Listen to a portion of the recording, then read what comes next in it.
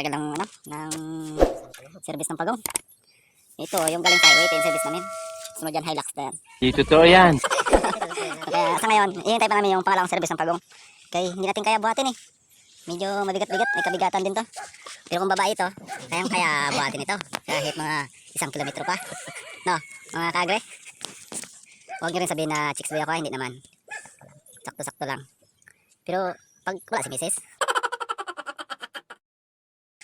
A few moments later.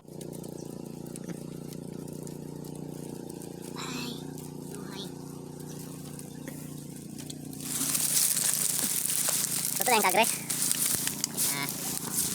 Okay, tawagan natin si Kagre Dodoy. Kumain na kahit tanghali na. Grabe guys, tirik ng inito. Kaya nag-full operation tayo mga Kagre. Tawagin natin si Kagre Dodoy. Kaya gutom na yan, kanina pa yun nagapagong, nagabasag ng ating pasakan.